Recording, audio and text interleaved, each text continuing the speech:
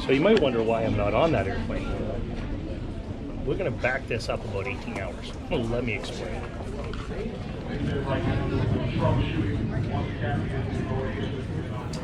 So let's recap. Let's see. Started yesterday. We boarded the WestJet flight ready to go home. We had tornadoes and everything like that hit. So the WestJet flight was late getting in due to the weather. Totally understandable. It was, then we boarded. They had some mechanical issues. Took them about an hour and a half to figure that out. We pushed back from the gate, and lo and behold, the mechanical issues came back. So the crew Timex, totally get that too. You know what? Better safe than sorry. Better, as you know, I flew for many years, and I know without a doubt you're better to be on the ground wishing you were in the air than in the air wishing you were on the ground. So totally get the mechanical issue. That's where everything went sideways. So, okay, meal vouchers, hotel vouchers. So, WestJet issued a meal voucher for supper and breakfast. $15 each. Have you seen the menus here in Atlanta? $15 pretty much gets you a bottle of water.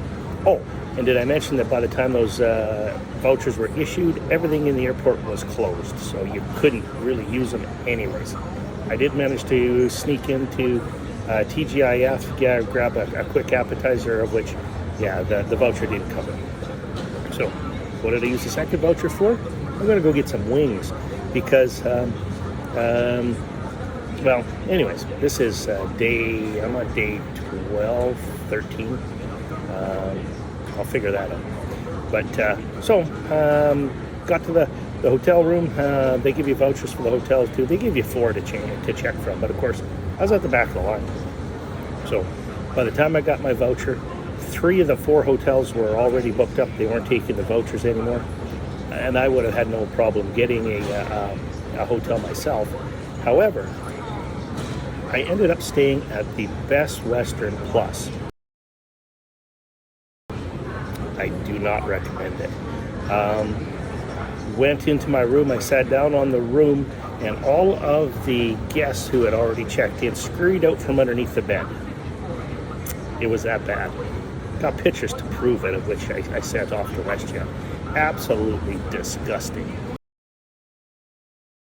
So needs to say I didn't stay there. By that time the shuttles aren't running anymore. Managed to grab one of the shuttles. He charged me an extra $25 to bring me back to the airport. I slept on the couch at the airport last night because by the time all that had happened, it was 1:30, 2 o'clock in the morning, and I was supposed to be here to check in for the flight that was supposed to leave at 10 a.m. They did manage to get me booked back on the 10 a.m. flight. So I thought. So, originally booked the trip down here through Expedia, through United Airlines, and the trip down through United was great. WestJet's operating the trip back, and because it is a third party to a third party, Expedia took absolutely no responsibility. WestJet said, you know what, it's United's problem. United said it's Expedia and WestJet's problem, and long and behold, I didn't get booked on the next flight, even though, check this out, here's the emails and everything, said here's where you're at. So, no sleep. Didn't get on the flight. Initially I was on it, they took me off. Went and talked to the counter, they put me back on it, but they couldn't get me on, back off. So now they tentatively have me booked for the 5:15 flight out of here, but they have no idea where my bags went. Won't even get into the whole FAA and Transport Canada rules and regulations where the bag is just supposed to travel with the passenger. That apparently doesn't hold. And I still have no idea whether I'm getting home. That's maybe why I took a couple extra days. Like I said, flew for years. I've never experienced such a mess up as this. I did get here to the airport and then check this out. The flight that was supposed to leave this morning didn't leave until like 12:15 or something like that. people are ticked off, and I get it. Now, once again, I'm okay with the flight delay. You know, no problem whatsoever. The problem I have with all of this is how WestJet treated us afterwards. A $15 voucher? Come on. The hotels, has nobody from WestJet checked out any of these hotels? I'm a farm boy. It takes a lot to rock me, and there was no way in hell I was staying in that room. To give you an idea how bad it was. And I stayed in some pretty bad places. But yeah, that was just disgusting. So I'll send in my letter, send in my complaint. Oh, and I had to file a missing baggage report because they have no idea where my bag is. So good thing I've got my carry-on, so I might be shopping again. Maybe it's a trip back to Target. But anyways, that's where we're at. Stay tuned. I'll keep you guys all informed. Just enjoying a beer down here in Atlanta. What else is there to do? Oh, I forgot the whole security thing. Just in case you didn't have to deal with Homeland Security and go through the, you know what, remove your shoes, your belt, the change, your glasses, the fillings in your teeth once, twice. I've now had to do it 3 times. I'm thinking I'm getting it probably down pat. Anyways, enough of my rant. I'll let you guys know whether I get on the plane or not. Until then, I'm in Atlanta. Sitting here at the Atlanta airport, trying to figure out whether I'm going to get on the next flight home or not. So I might as well have a little bit of fun while I'm here, right? So hurry up and wait. All right. I am back in Alberta, Canada. So what a fiasco the last, let's see, if you include today, 3 days were. So, yeah. Anyways, I'm on my way home. So I've got about 4.5 hours to get home. It's actually quite nice up here. It's only minus 6 degrees Celsius, so not nearly as cold as what we are normally getting here in January. But a 4.5 hour drive home. As much as I enjoyed the holiday and the time away, it's always good to get home too. So I am looking forward to sleeping in my own bed tonight.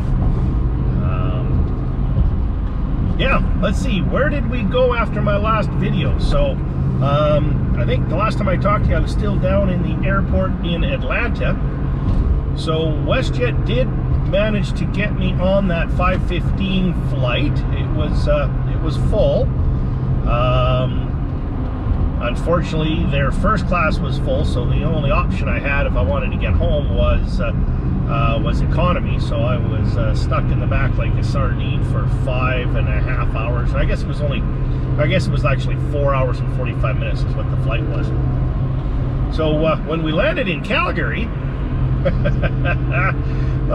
I guess 4 hours and 45 minutes wasn't enough time to get their ducks in a row, even though it was their scheduled flight. So I should put that out there. So it was their scheduled flight that usually left at 5:15 Atlanta time. When we landed in Calgary, they didn't have a gate, so we had to wait in the airplane for a gate, and they had no ground crew to unload the airplane. So I just thought, you know what, it's just a comical of errors. And if most of you know, I was in the aviation industry for I think grand total, I think it was something like 28 years, and I was a general manager and CEO of an airline. Now, one thing I can tell you is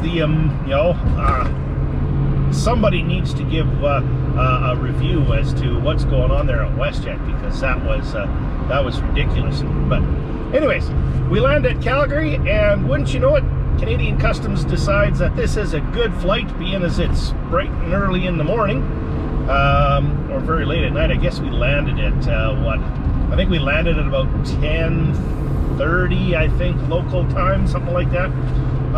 Wasn't a whole lot of airplanes coming and going, but They decided it was a great aircraft to send into secondary to check all the bags, of which I totally get. You know what? Whatever they need to do to keep the country safe and everything like that, I got no issues with. But what that meant is that I missed my connecting flight to Edmonton. So by the time we got through all the Canadian customs, and happy to say that they did a great job, we're all safe. The next flight I had to catch was, I think it was like 11:45 or something. Don't quote me on the exact times, but something like that to Edmonton. And wouldn't you know it, right back into the 737-800 series, and off to Edmonton we went. Now, Edmonton to Calgary is not a long ways. I think it was a 32-minute flight total. So I mean, they spent more time, I think, taxiing and stuff. But would you know it, this scheduled flight, when we got to Edmonton, they had no gate. Oh, and they had to wait for ground crew. Now, one of the things that I did learn, and I do know, is that these aircraft engines get rebuilt on a timeline. So they only have so many hours on those engines before they have to get overhauled and rebuilt. So on those two aircraft, we were probably 35 plus minutes on the one from Atlanta to Calgary, and we were probably 25 to 30 minutes on the ones in Edmonton on those two flights. So roughly calculating, that's a lot of wasted money because somebody can't get their poop in a group to make sure that there's a gate and ground crew ready when that aircraft arrives. So if I was a shareholder, I would be pissed to see that amount of money or profit or whatever you want to call it is just being wasted. And as a flying passenger, I'm kind of pissed because I understand the cost of doing the business in the aviation industry. That if they maybe looked at and managed things a little bit better, maybe the price of the tickets wouldn't be absolutely astronomical and through the roof, which means they would probably sell more tickets and move more passengers, but just not like this. So anyways, so then, of course, there's my bag. So what do we have to do with my bag? So nobody in Atlanta with WestJet could tell me where my bag was. When I get to Calgary, the border agents gave me the big lecture of how I'm supposed to travel with my bag, of which I would have been more than happy to do. Just nobody could tell me where the heck my bag was. So anyways, long story short, I get off the airplane in Edmonton and go down to the carousel. I thought this is probably an exercise of futility, but I get down there, and wouldn't you know it, my bag is there on the carousel going round and round and round. So I arrived in Edmonton with all of my luggage. Now, my brand new suitcase that I put on the airplane in Atlanta, all the wheels and stuff like this are busted off. It's pushed up in. Somehow they managed to completely destroy it. But I got my baggage, so you know what? I could buy a new suitcase. All is good. So, anyways, that's a 6-minute rant. But and just so that everybody knows, I do want to put a big thumbs up out there to Atlanta or United Airlines. So I flew down on United. Courteous, friendly, on time. Service was great. Everything through United was absolutely first class. Way to go, United. WestJet, I honestly don't think I will ever travel with WestJet again after this one. Not the fact, I understand the plane mechanical, no problem with that at all. The customer service from that point on, though, was horrible. Nobody seems to care. Every time I would have a question, simple question, where's my bag? Can you tell me? If they could have said, you know what, we're going to check it all the way through, it'll be waiting for you in Edmonton, I'd have been good with that. But no, the answers I got is, we have no idea. That baggage tag doesn't exist. We've never received a bag from you. Horrible. Accommodations WestJet put up, atrocious, absolutely disgusting. So for being down there for an additional 24 hours, I guess, They gave me that disgusting room of which I wouldn't stay in. I slept at the airport, by the way, right beside a nice yellow Porsche. Porsche was great. And 2 meal vouchers for 15 bucks. Well, if you've been into the Atlanta airport, $15 doesn't buy you anything down there. But I would have been good if they would have just provided a good hotel or a clean hotel or anything. I mean, by the time I got to the hotel, yes, I could have got my own, but I was near the back of the line, so when I finally found out what WestJet was going to do for everybody, they gave me 4 options, so I could select from 4 options. But by the time I got up there, the first 3 options were no longer an option anymore because the hotels were full. Not the hotel's problem. So the last one I had, which was the second one on their list, by just for everybody knows, it was the one I got to, and yeah, scaring the roaches out from underneath the bed was too much for me.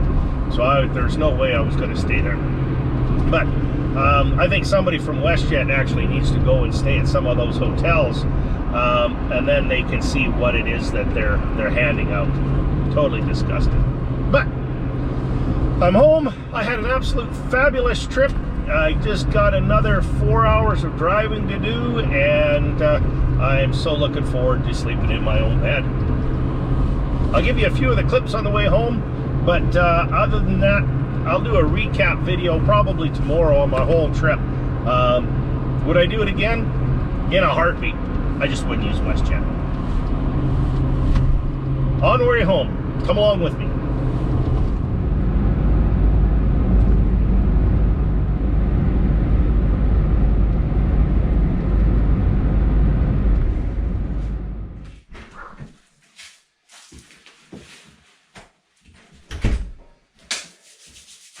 Well, we're back home, and amazing trip, absolutely incredible trip. So once again, thank you to everybody down there in Tennessee, Georgia, North Carolina, everything like that, that made that that trip so fantastic and so wonderful. So, but I am back here in the wood shop. As you can see, my projects for some reason didn't get done while I'm not here. So I got to get on that. But of course, what I got to get on first is my shed here is heated by propane, and I ran out of propane while I was gone. So first things first, let's get some heat. But it's good to be home. Man, I got a lot of work to do.